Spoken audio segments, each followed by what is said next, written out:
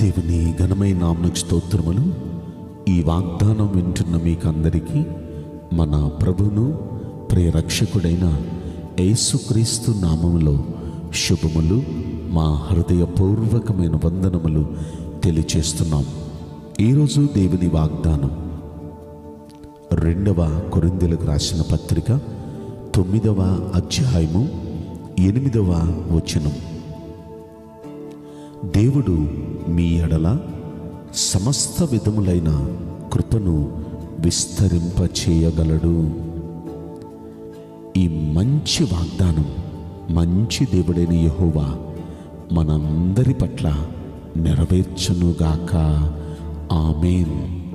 ప్రియ దైవ జనాంగమా, మనం సేవించే మన దేవుడు మన ఎడల సమస్త విధములైన కృప, ఏ విధమైన కృప, అన్ని విధములైన కృపను మన పట్ల ఆయన విస్తరింపచేయగలుగుతున్నాడు. ఆయన విస్తరింపచేయగలుగుతున్నాడు, చేస్తాడు.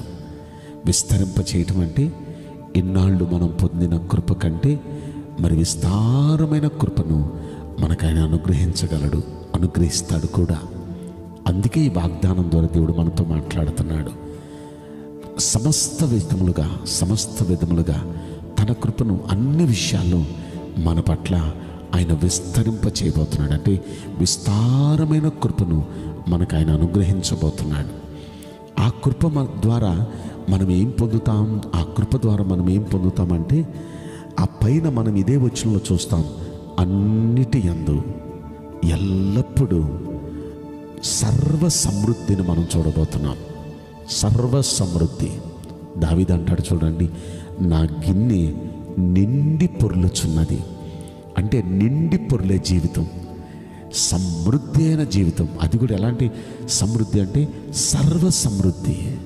అన్ని విషయాల్లో సర్వం సమృద్ధిగా ఉండేటట్టు చేస్తాడు. ఎప్పుడెప్పుడు అంటే ఎల్లప్పుడూ అనే మాట మనం అక్కడ చదువుకున్నాం. ఎల్లప్పుడూ, ఆల్వేస్, ఎల్లప్పుడూ సర్వ సమృద్ధి. అది కూడా ఏ విషయాల్లో అంటే అన్ని విషయాల్లో, అన్నిటిల్లో. అంటే అన్నిటిల్లో, ఆ విషయంలో ఈ విషయంలో అని కాదు, అన్ని విషయాల్లో ఎల్లప్పుడూ సర్వ సమృద్ధి మనం చూడబోతున్నాం. అలా చూచున్నట్లుగా దేవుడు తన కృపను, విస్తారమైన కృపను వాగ్దానం వింటున్న మనందరికీ ఆయన అనుగ్రహించబోతున్నాడు.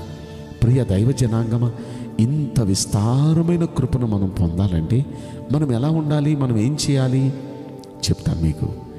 పేతురు రాసిన మొదటి పత్రికలో 5వ అధ్యాయంలో 5వ వచనంలో మనం చూస్తే అక్కడ ఈ మాట మనం చదువుతాం.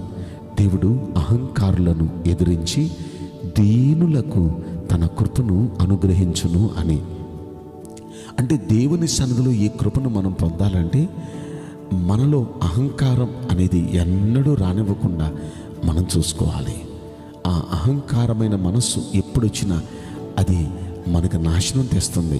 కనుక అది పక్కకు తోసేయాలి.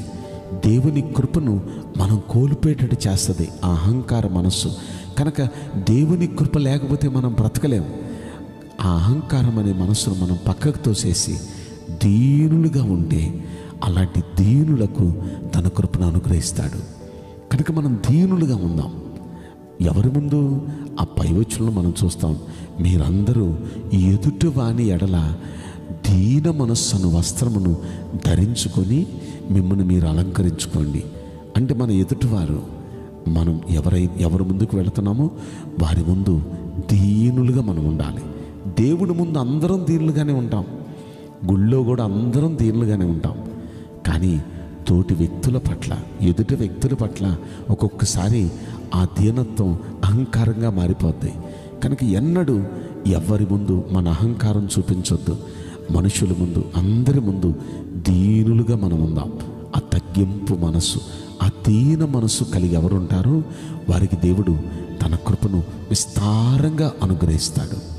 రెండవది, ఇంకా ఎవరికి దేవుడు తన కృపను విస్తారంగా ఇస్తాడు? హెబ్రీయులకు రాసిన పత్రికలో 4వ అధ్యాయంలో 16వ వచనంలో మనం చూస్తాం, మనము కనికరింపబడి సమయోచితమైన సహాయము పొందుట కొరకు కృప పొందునట్లు ధైర్యముతో కృపాసనం దగ్గరికి వద్దాం. అంటే ఒక్క మాట, కృపాసనం అంటే అదే దేవుని సన్నిధిలో మోకరించి ప్రార్థన చేయటం. దేవుని సన్నిధిలో ఎవరైతే మోకరించి ప్రార్థన చేస్తారో వారి కృపాసనం దగ్గరికి వస్తున్నట్టు అన్నమాట. అలా దేవుని సన్నిధిలోకి వచ్చి మనం ప్రార్థన చేస్తే మనం కృప పొందుతాం, దేవుని కృప పొందుతాం. కనుక దేవుని కృప పొందాలంటే ఇందాక మనం విన్నాం, దీనులుగా ఉండాలి. ఇక్కడ వింటున్నాం, మనం ఆయన సముఖమునకు ప్రార్థనలో ఆయన ముందుకొచ్చి మనం ప్రార్థన చేయాలి. అయ్యా మాకు మీ కృపనివ్వరా, మాకు మీ కృపనివ్వరా అని దేవుని సన్నిధిలో ఎవరు ప్రార్థన చేస్తారో వారికి దేవుడు తన కృపను విస్తారంగా ఇవ్వబోతున్నాడు. కనుక ఈ రెండు పనులు మనం చేయగలుగుతామా? మనల్ని మనం తగ్గించుకుందాం, దీనులుగా ఉందాం, దేవుని సన్నిధిలో మోకరిల్లి ఆయన మనం అడుగుదాం. అయ్యా మాకు మీ కృపనివ్వరా, అయ్యా మాకు మీ కృపనివ్వరా అని మనం ఆయన్ని ప్రార్థన చేస్తే ఆయన తన కృపను మనకు అనుగ్రహిస్తారు. ఎంతకంటే విస్తారంగా.